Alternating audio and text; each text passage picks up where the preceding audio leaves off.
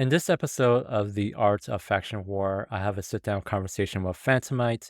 He is the CEO and FC for Blue Canary, which is a faction warfare PvP corp on the EU time zone, fighting for the Gallente Militia. It's a great 1 hour conversation. We cover a myriad of topics, including what his experience with FW has been like, especially coming from a large capital heavy group such as Snuffbox. We talk about what sort of things he'd like to see improved while he's in faction warfare. And to top it off, we talk about his run for CSM 18 and what sort of platform he's running on. I think it's a great conversation. I hope you guys like it. If you do like it, please give it a like and subscribe for the sake of the algorithm. And with that said, here we go. By the end of this recording session, you'll probably be my third or fourth guest. And when I first started this project of mine, initially we were interviewing a lot of Qatari militia people, and then it kind of dawned on me that maybe I should diversify the guest platform and bring on people from the other three militia. So when I started thinking about who to bring on from Gal Mil, my initial thought was you, just because you bring such a rich and diverse experience of combat. So I think it would be so much fun just to kind of bring you on and just talk shop from one pilot to another. First question, like, what's been your experience in FW so far? You've been in FW for a good, I guess, 1 year or so? Yeah, so I joined, I believe, at least a couple of months before the new version of Faction Warfare went live, which gave me sort of, given this is essentially my first time in Faction Warfare since the first year it launched all that time ago, it gave me some valuable experience as to what it was like just before the changes, so that I could really see some of the differences that were coming in. And you know what? Even before it changed, just the anticipation of the changes coming was really starting to make it heat up at the time. And so I've skipped essentially the quiet years and I've joined the busy years, and it's easily some of the best PvP that I've had in the best part of a decade. And you know what? It's the first time in a very, very long time, in a large number of years, that there has been something of note at stake. It's the territorial movement that undoubtedly drives this PvP here.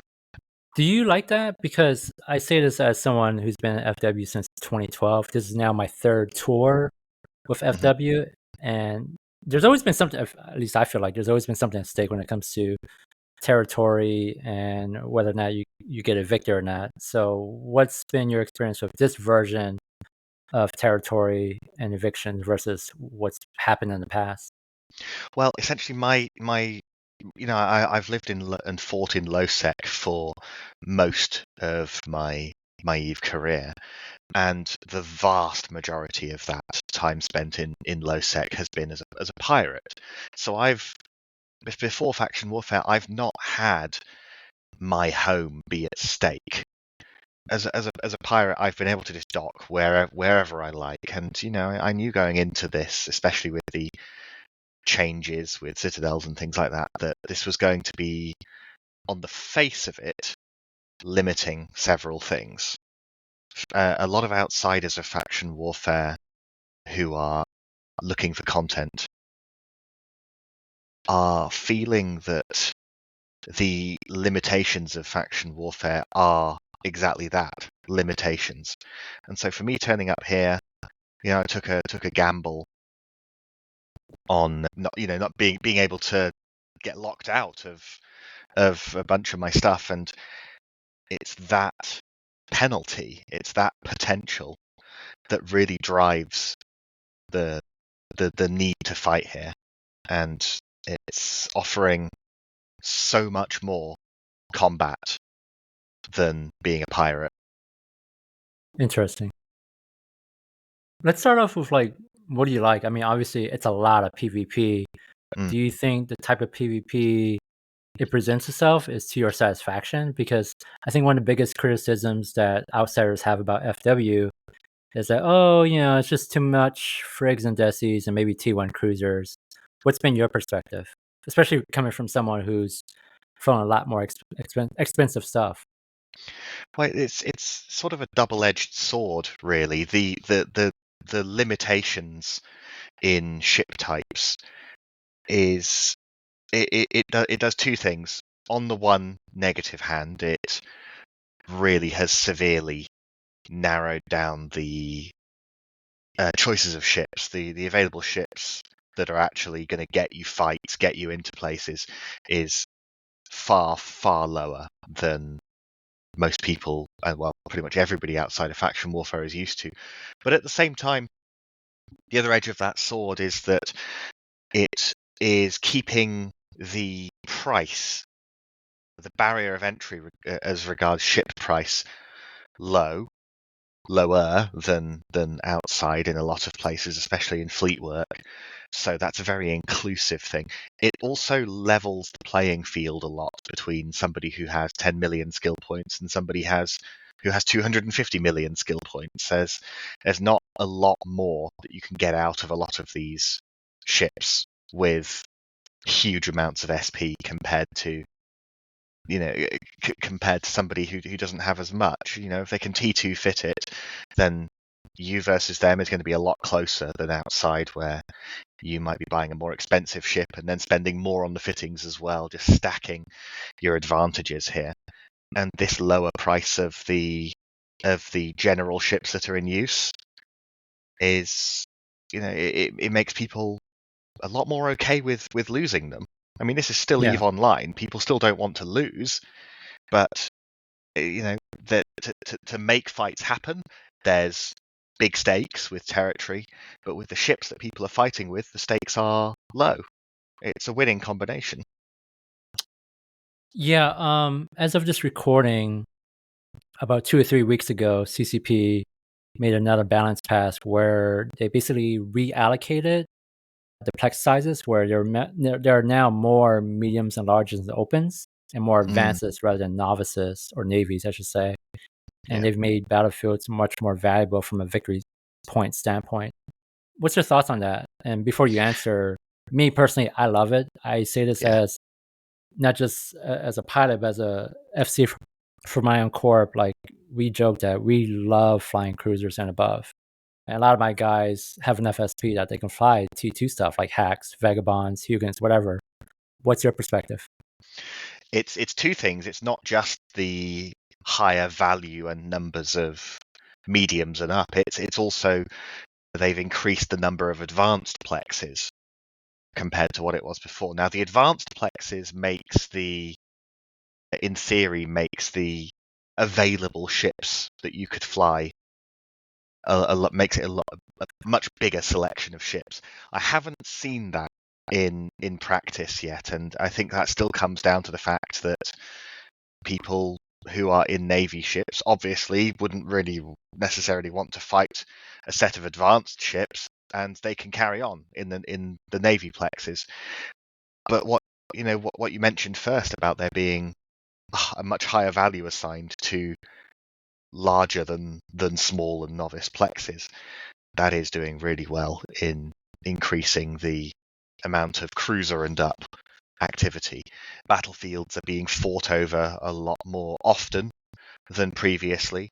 This is still EVE Online, of course, got to keep on saying that. When one side has twice as many people online and in fleet, then very often that means that the other side simply can't Yeah. fight. That's just maths, right? But of the times when the stars do align, the stars are aligning a lot more often than they were previously, and I'm loving it. I would like to start flying a wider range of ships into the advanced as well, but that doesn't seem to really have come to pass yet. Yeah. Speaking of which, I was talking to Ian about this, and I'm someone who gets branded as sort of a nano FC, even though I'm capable of doing brawling. Hmm. One of my biggest angst about Battlefield mechanics is that it encourages too much. It encourages too much of this sort of extreme kiting doctrines that Yes. we see. And Yeah. what's your thoughts on that? Like, if you could Yeah. improve BF mechanics in a way that it would do more brawling, like, how would you change it?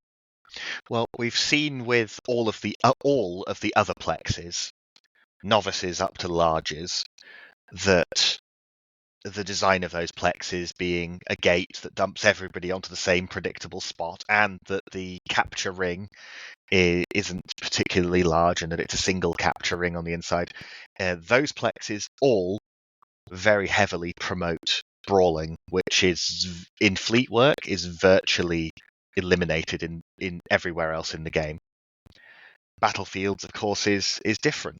By design, each side is dumped really far apart from each other. The inside of that dead space is massive, and the 3 capture rings are very often put people who are capturing it 100 kilometers off of anybody warping in. What it really does do, exactly like you say, is it almost requires that you fit long range, because what if the enemy does? The enemy fits long range. What are you going to do in a short range ship? I think that the way I would look at this is 2 things. First of all, move everything on the inside a bit closer together, even as much as half. So instead of 100 kilometers to something, it's 50, that kind of thing. But at the same time, I'd want to go a little bit further, and I might put some weather on the inside that caps the lock range to something like 50 kilometers. I like that. Because And maybe going along like kind of like Abyssos, where you have certain bonuses. Like, what do you think about that? Like, I would love to yeah, I mean, see. we've had weather in this game Yeah, since Abyssal content and metaliminal storms, so it's not unheard of as a mechanic. It's not a completely fresh thing that would have to be made from scratch. It's just, what I want to do is have more content be within brawling range. If you can get people to be fighting within 50 kilometers of each other, it's just a little bit of effort to close that distance compared to an almost insurmountable effort when we're talking 70 to 100 kilometers, which is what it is now. Blaster ships are perfectly viable at 40 kilometers. You just have to close a bit of space.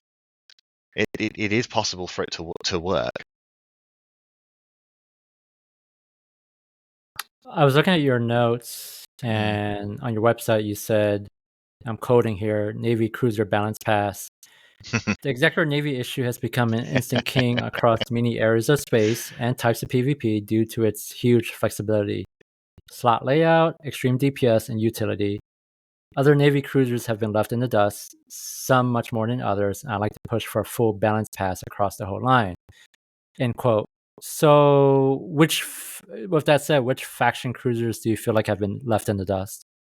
We look at something like the Stabber Fleet issue, which is good in a very few niche cases, but there are faster ships than that. I mean, you can fit it with a couple of extenders if you like, so that you can maintain some speed on there. But things like the Executor Navy issue are just so fast in comparison, even when plated.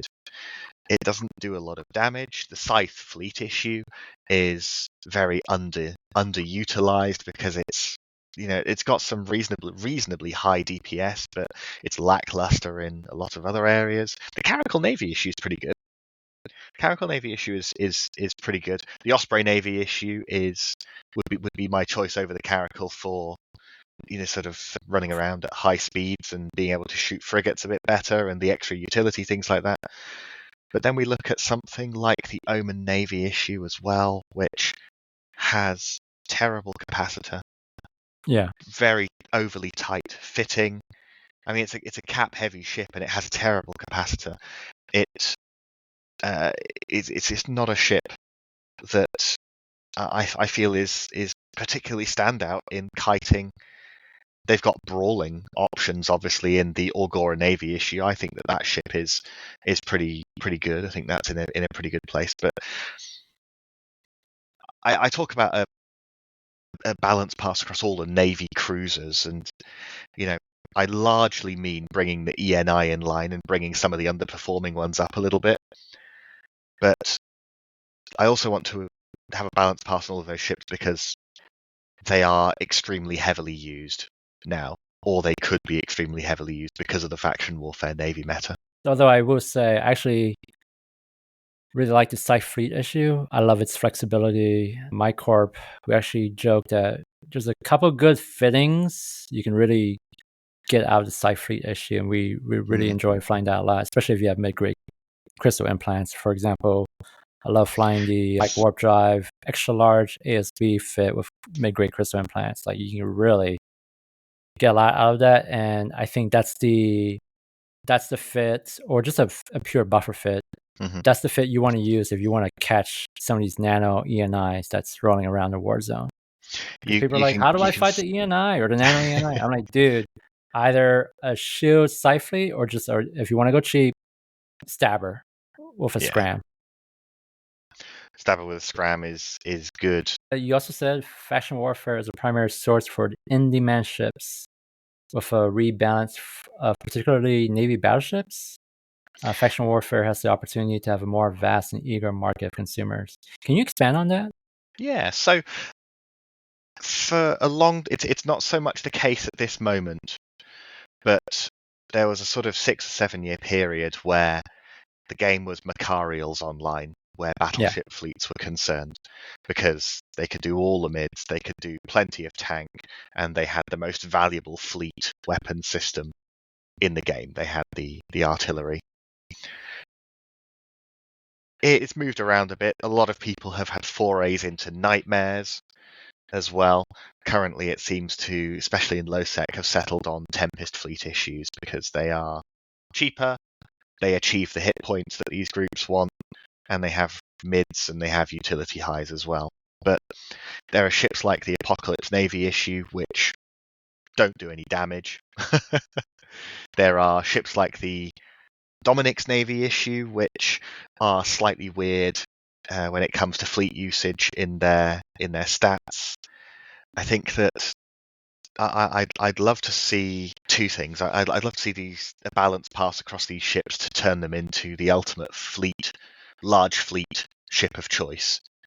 And the other part is that, as long as that can be supported with faction warfare, with making sure that the LP prices for them are fair and reasonable to meet demand while still making a profit, then it just adds another big value to being in faction warfare as well.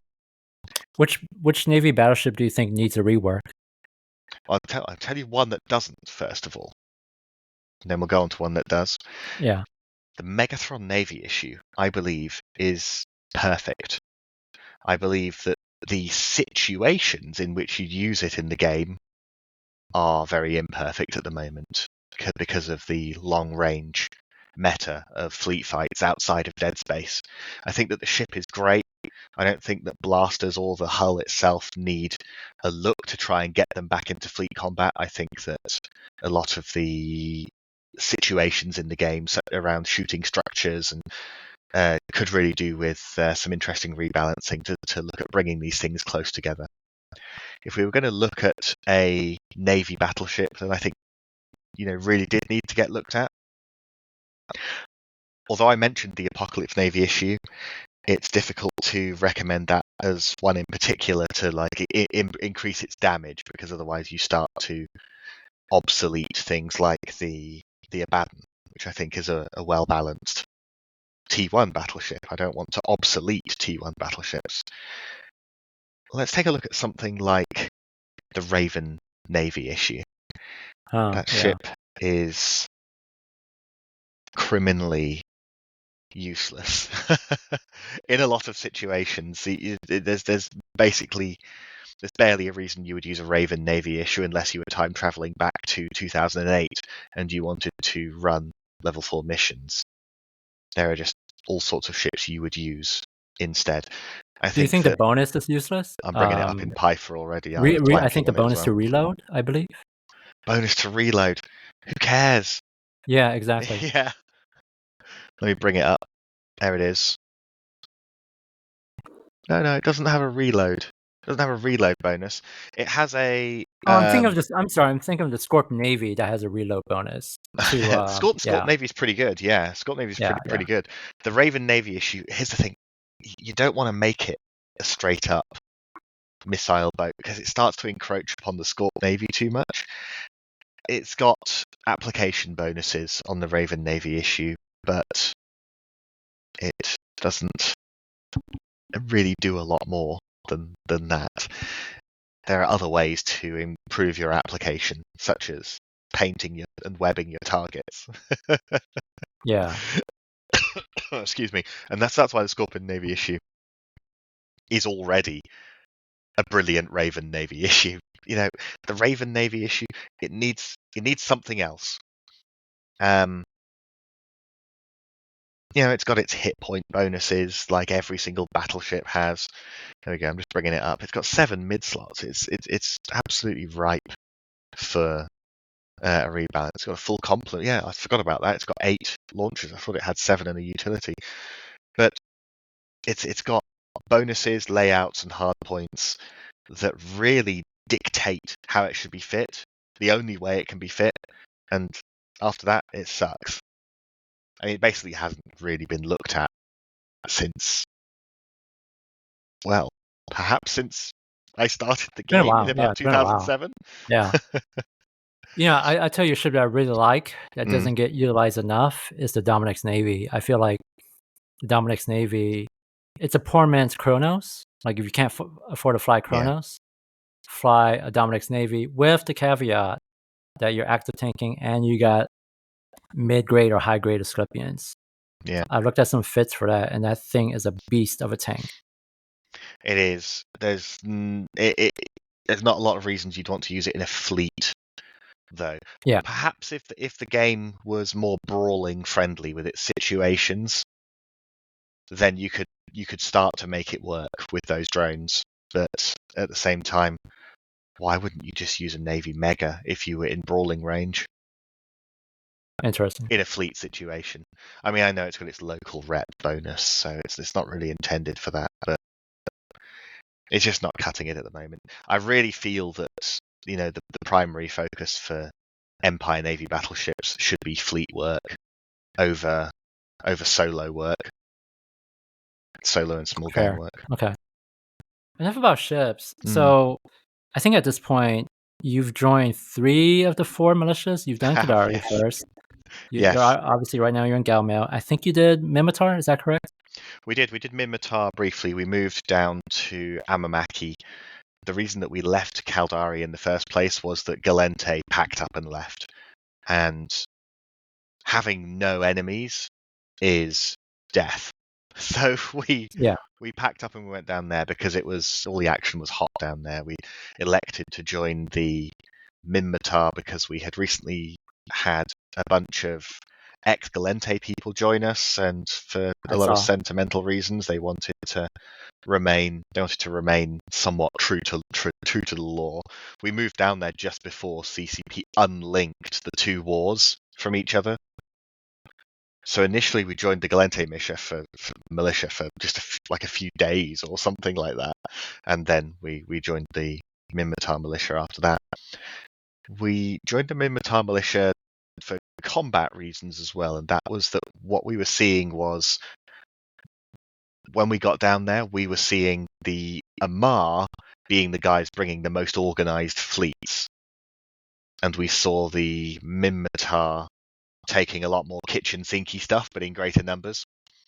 What I wanted to fight fleets. I wanted to fight organized fleet versus organized fleet, and we managed to do that a few times down there and fight the Amar fleet on fleet, but it quickly devolved into a lot of skirmishy, kitchen sinky stuff. Yeah. And it was very bad timing for us at the time. We got a fair amount of action down there, but the alliance that I had created at the time to house my corporation and other corporation, it just started to fall apart.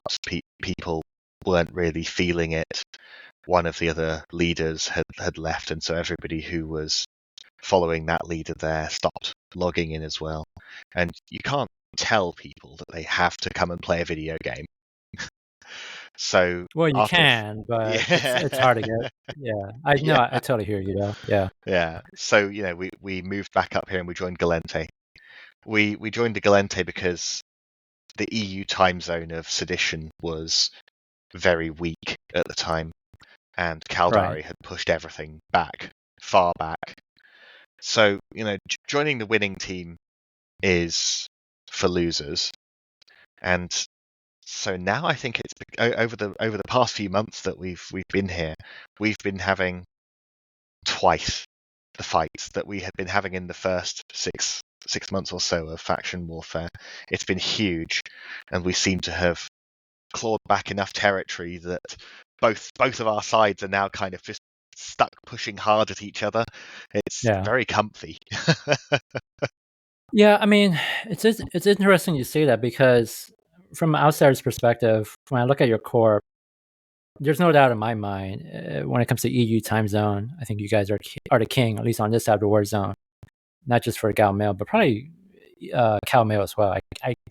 And I thought to myself, is this guy bored? Because I don't know if there's enough competition for you on EU time zone, with maybe the exception of Mercury Arms, which they're a very scrappy group. They have a good Oh, FC they're in so Corvus, scrappy. but They're they so just don't know. scrappy.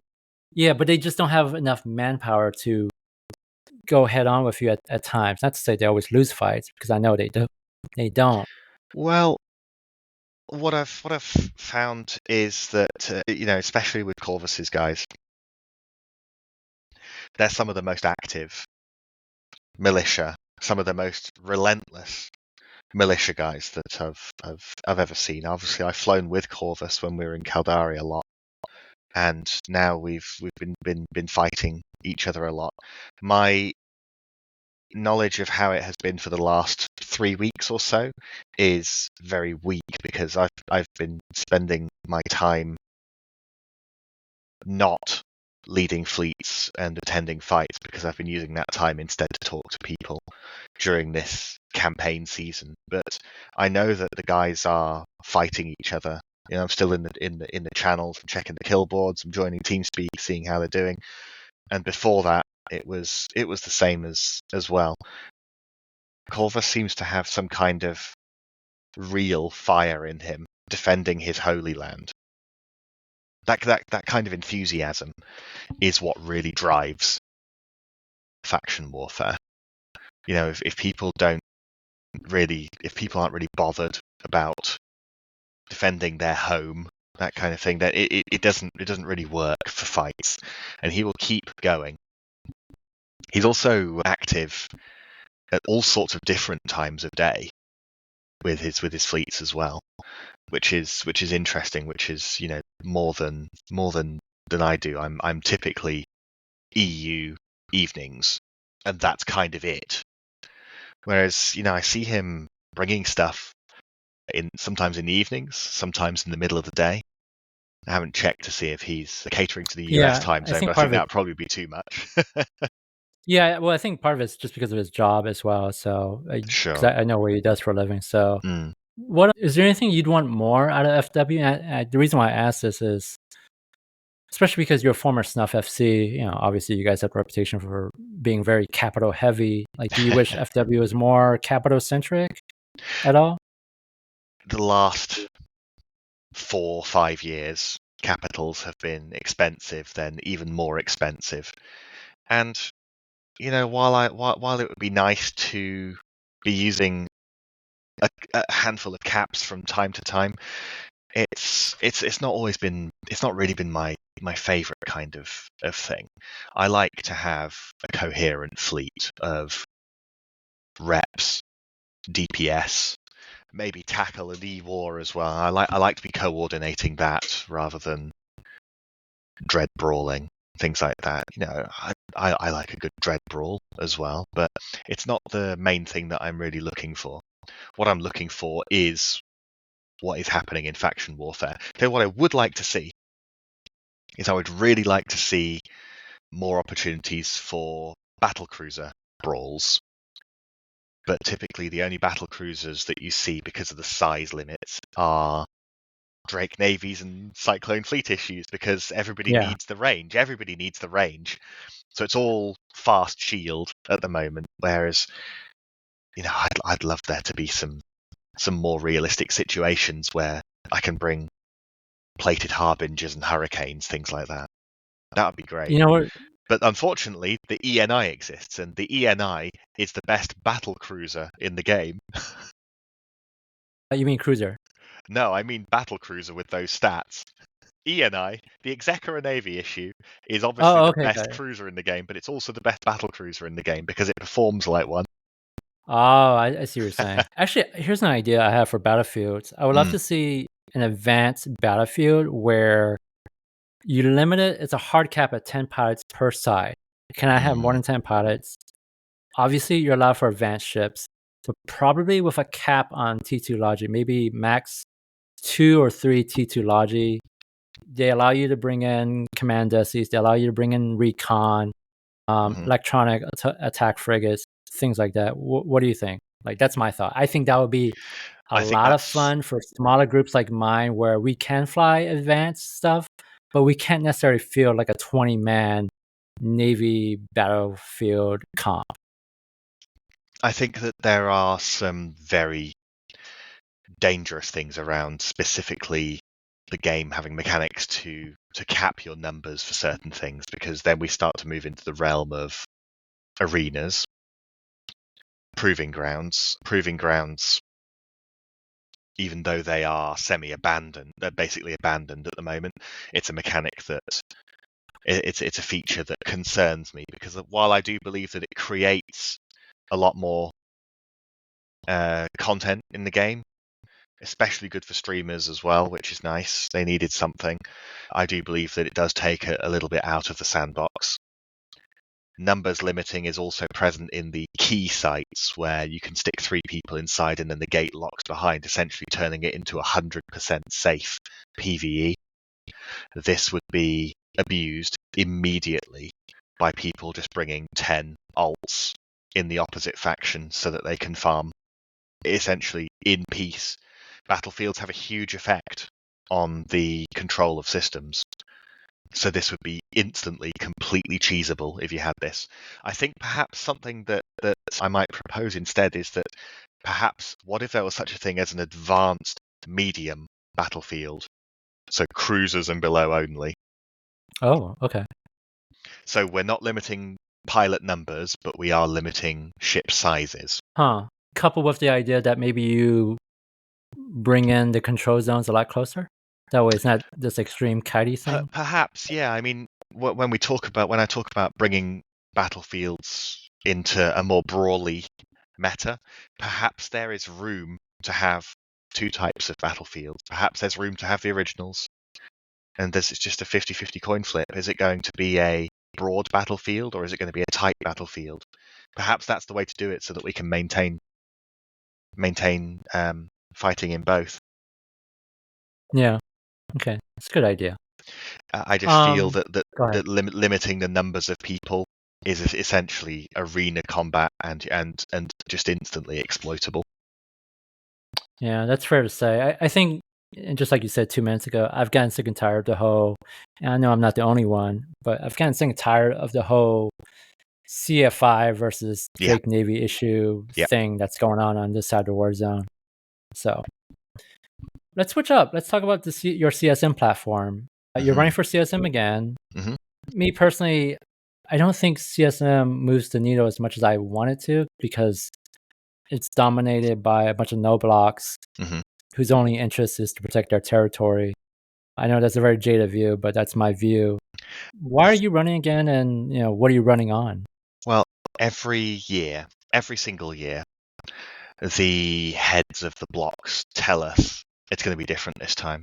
It's going to be different this time. They say, all right, we're sick of the status quo. We're going to change it up. Trust us.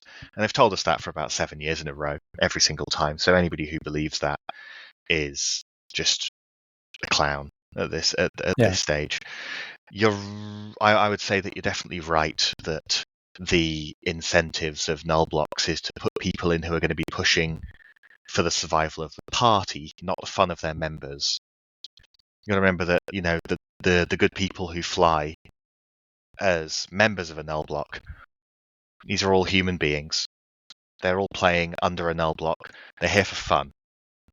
Whereas the people who lead these groups, their primary concern is survival of the party, not straight up fun.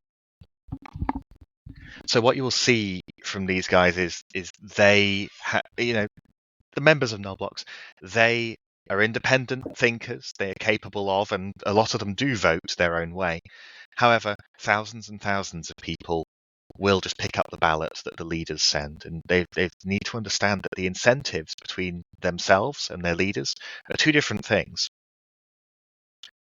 So basically, a minimum of 8 slots of 10 goes to the Null Blocks, and that's why I don't think it's unreasonable for you to feel jaded about change in this game here.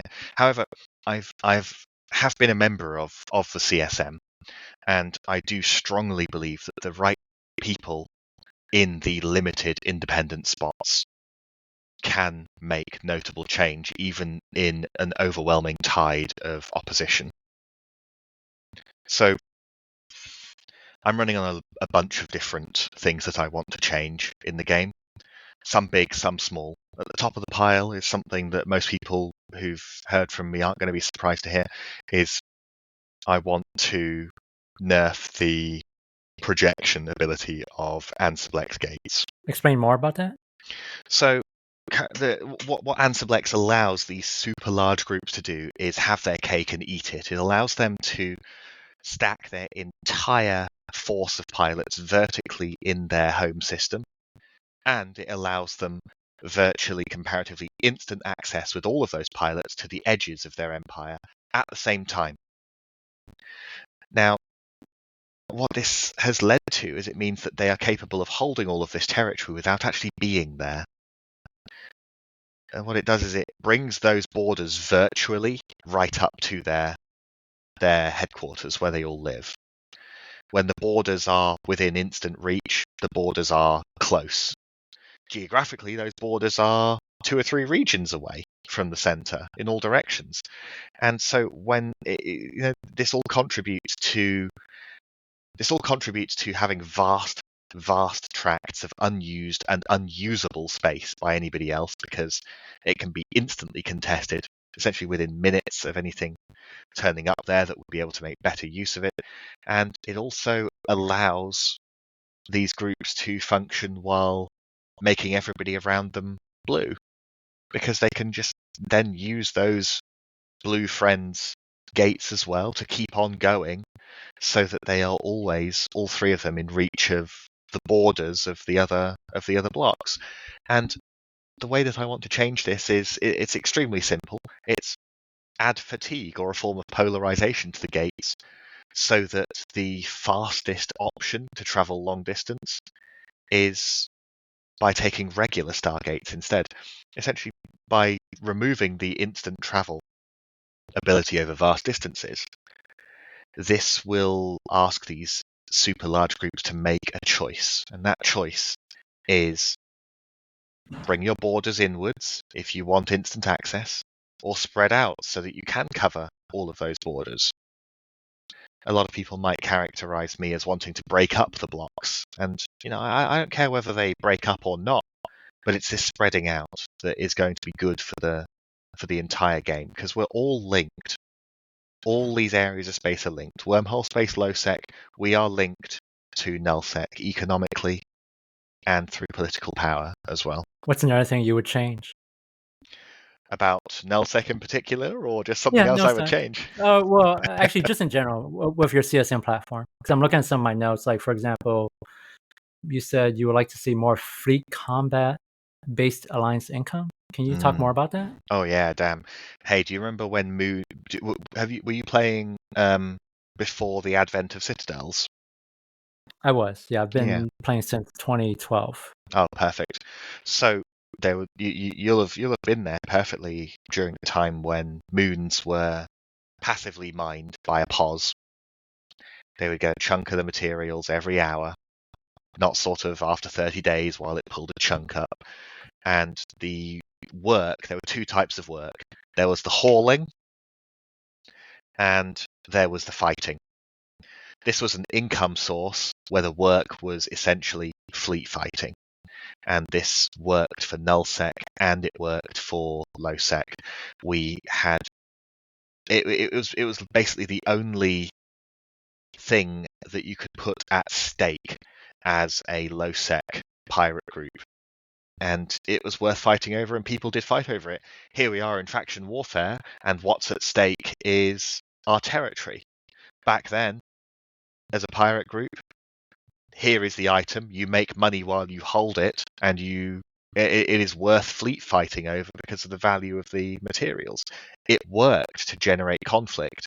It made us stretch ourselves when we were snuffed out. It made us stretch our borders to as far as we could possibly reach, which was only going to be about one region away, to try and defend these things. And we struggled to defend them out there. But that is geographical advantages and disadvantages. That is an income source that is based on combat rather than an income source that is based on sitting there and mining for hours. And what's more, because it was a fleet fight asset, this was an income source for a group. It wasn't an income source for individuals. And that was something that another aspect of it that went away as well, not just the fighting, but that it was an income for groups. And a lot of people dearly miss that. And I would like to see it either come back in the form of an option for mining moons or as a brand new mechanic. And it's going to add a lot of reason to invade and take space in nullsec, and it's going to give plenty of reason for pirate groups to exist where they currently struggle. So do you think, I'm trying to clarify here, do you think the answer is to somehow nerf or change citadels, or something else? So this is about an income source. Whatever the mechanic or structure that would be involved would be, it needs to be a thing that you fight over that makes you money immediately and makes enough money that it justifies having fleet fights over said structure. Oh, okay. Gotcha. I'm looking at your site.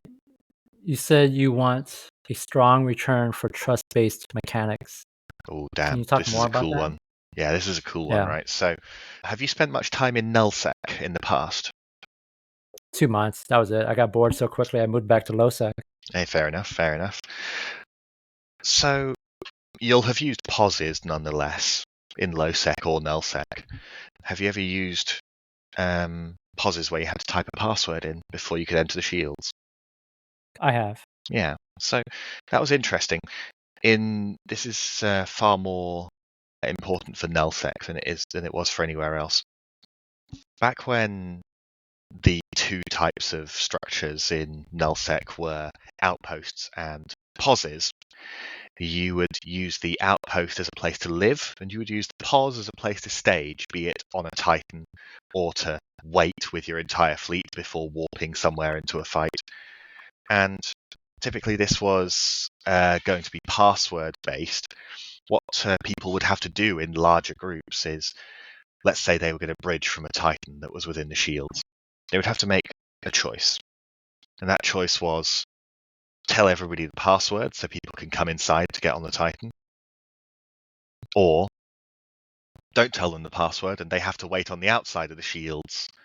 They could still bridge from the Titan because the Titan would be on the edge of the shields, but they would have to wait outside the shields to bridge where they were vulnerable.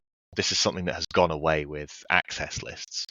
When it was password based for large groups that were cooperating with each other, when it was password based, it meant that you had to make some key choices about who you trusted with these passwords. You could have no password. You could have it so that it only allowed your alliance inside. But that's not how large groups work. They are multiple alliances working together as a coalition.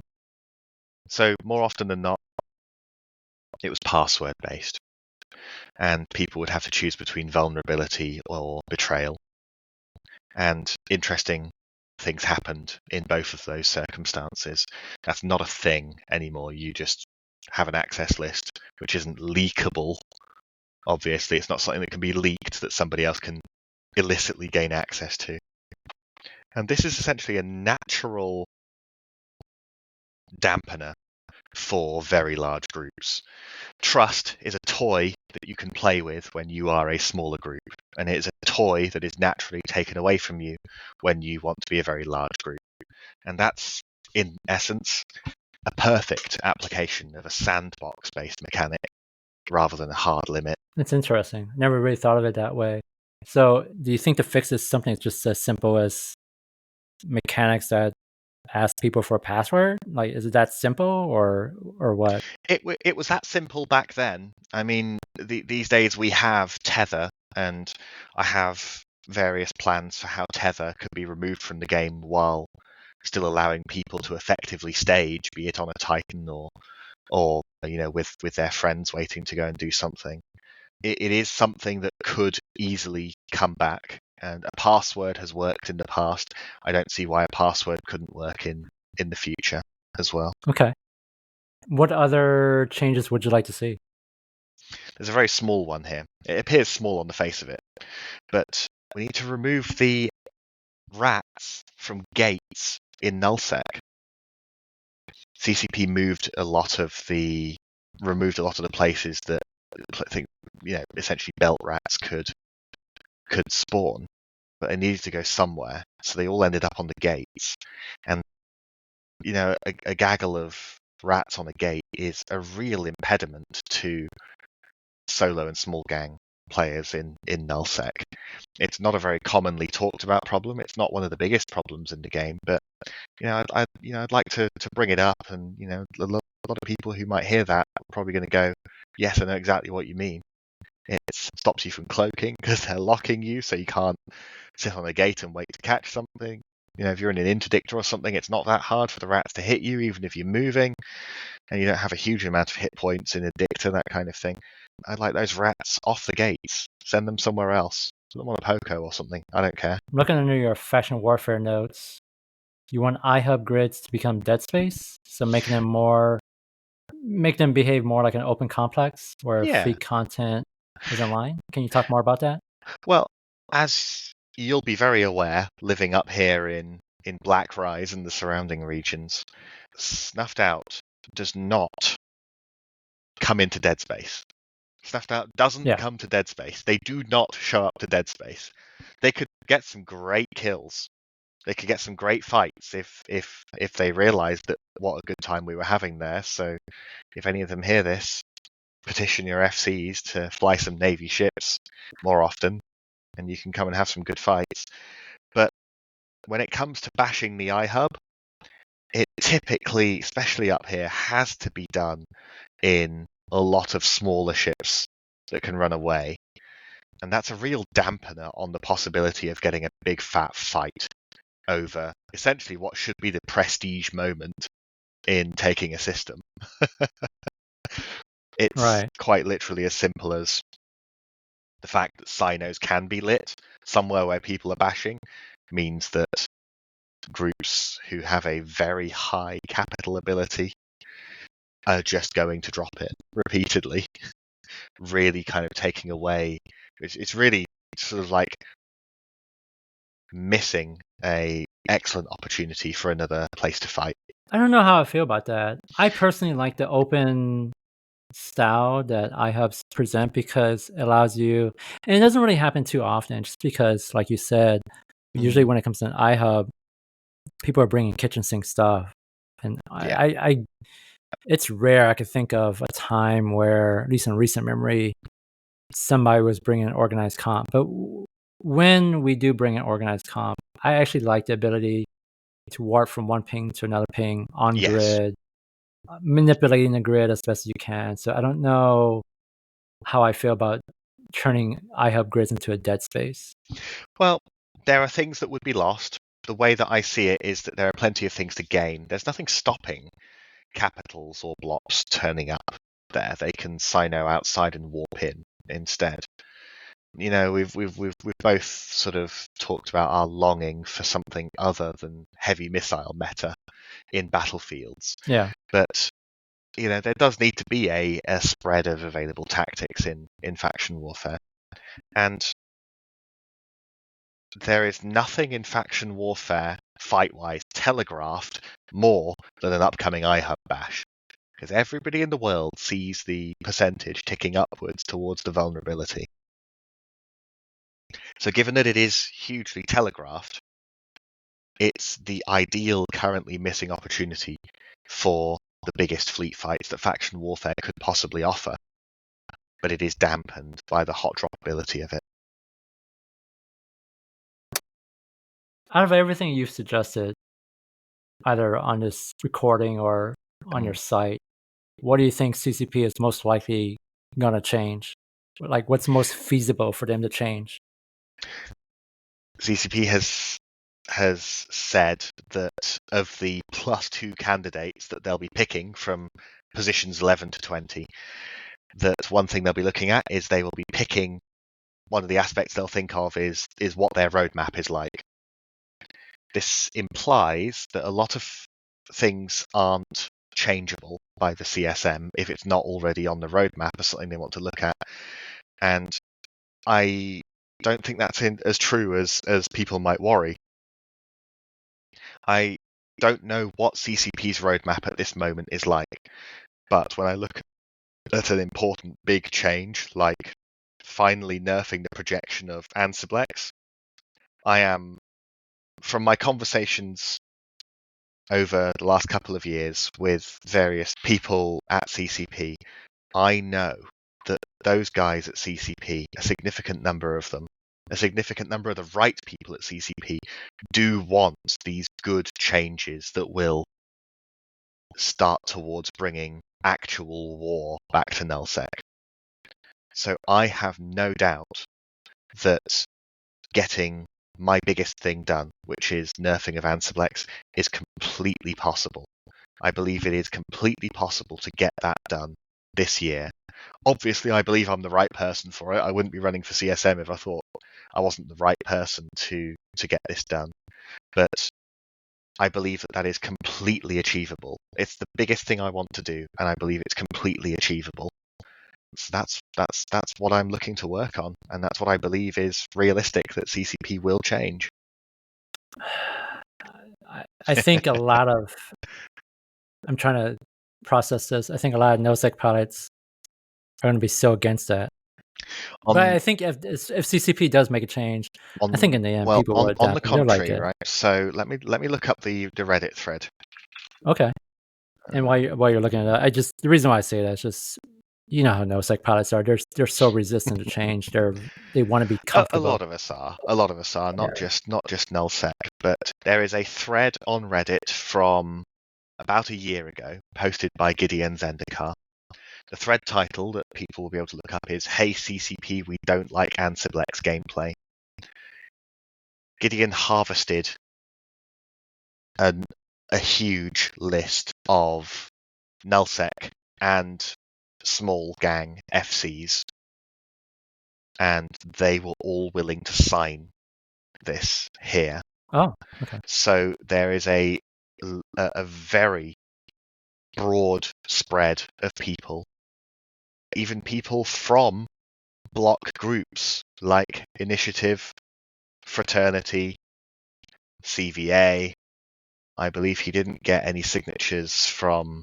Yeah, doesn't look like he got any signatures from Imperium proper. He got Initiative, he got Fraternity, he got people who lead big block fleets to sign this. So I believe that it's not as universally opposed by people who live in nullsec as some nullsec people would want you to believe. Okay. Well, everything's in the right place for this to happen. Yeah. All right, fair. I stand corrected. Let's wrap this up. Just want to ask you a quick fun question. What is the dream comp you want to run that you haven't had a chance to run in FW right now? I know you're a big fan of brawling. I know you guys love flying your ENIs. What's a sort of comp that you haven't gotten a chance to use yet that you would like to use? I'm trying to decide in my mind whether I want to say brawling command ship doctrine or just brawling battlecruiser doctrine. I have a soft spot in my heart for brawling command ships. I believe even to this day, despite not having used them for about 5 years, I believe I'm still the number 5 user of all time in an absolution in the entire of EVE Online. I was just thinking that. Yeah. But at the same time, I am a really big fan of affordable brawling as well. You fit a command ship, you're probably spending 300 to 400 million ISK. I would really love to see faction warfare change to encourage and accommodate some more brawling battle cruisers. Even just T1, not even faction. I'd love to just be out there in a gang of half Harbingers, half Hurricanes, perhaps with a bunch of Guardians supporting us. That would be my dream as to what would be a regular, viable fleet in this game. It's like cheap battleships. Yeah. Well, I mean, you have the Prophecy Navy, We have the which you guys Prophecy you guys Navy. have your own comp for that. Your beam laser PNI comp. Yeah, we use beams because when you load close range ammo in beams, they are competitive with fitting close range guns. Yeah. So why wouldn't you go for the flexibility of it? The Prophecy Navy issue is an extremely powerful ship, and I hope to be able to fly that more. But what I really want to be using is I want to be firing pulses into the face of somebody firing autos and blasters back into mine, so that we're having that proper brutal but affordable brawl. Fair. So with that said, thanks for coming on. This has Thanks been for having really me. fun and very productive. I hope one day I actually get to fight you. It's too bad we're on different time zones. And different sides of the war zone as well. You guys are up north, I'm down south, so we don't really Hey, well, we get never to know. know each other. There's always the chance that one front will be won somewhere, and it will become one big focal point for both sides. Yep, you never know. That said, Fancy, thanks for coming on again. Hey, thank you for having me. Thank you for the questions. It's been a great chat. All right, thank you.